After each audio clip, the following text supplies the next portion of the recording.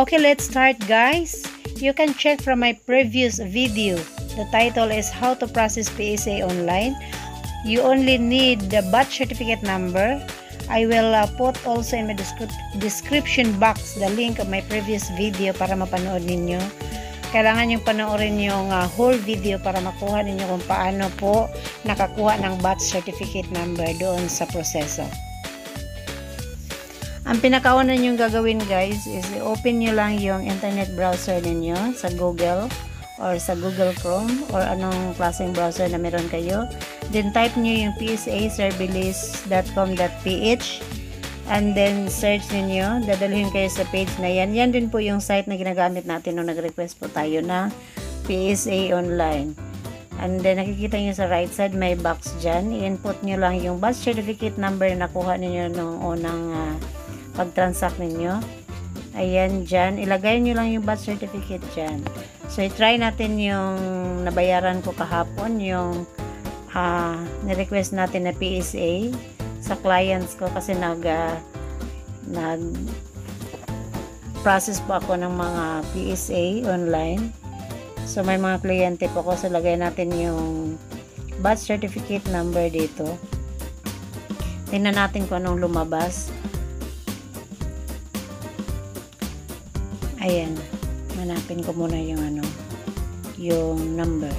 So, ayan po yung batch certificate number. Ilagay natin. Ayan.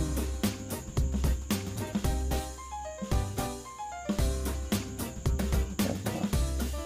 So, pagkatapos natin makopya yung batch certificate number is pindutin lang natin yung go. Ayan, kung anong lumabas. Kasi kahapon pa ito nabayaran eh.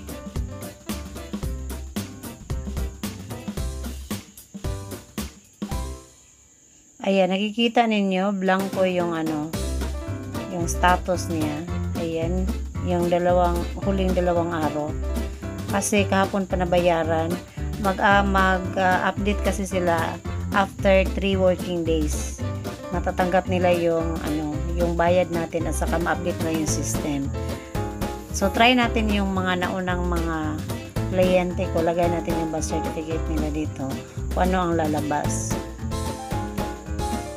Ayan. So, nakalagay dyan process, may date sa pagbayad at saka positive. So, meaning positive po na may birth certificate po siya doon. Hindi po siya negative.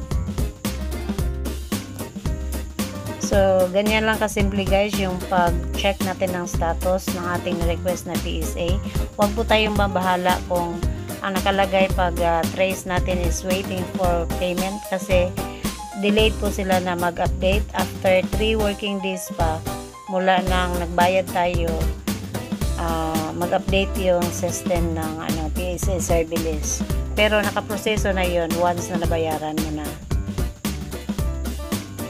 Tapos, maghintay ka na naman ng ilang araw para lumabas doon sa status niya kung may PSA ka ba talaga sa office o wala. Kasi kung wala, yung matatanggap mo negative. Kung may PSA ka talaga doon, so nakalagay doon sa status is positive. So, sana po nakatulong ang video na to, guys, para mawala yung pagkabahala ninyo sa mga pinoproseso ninyo online.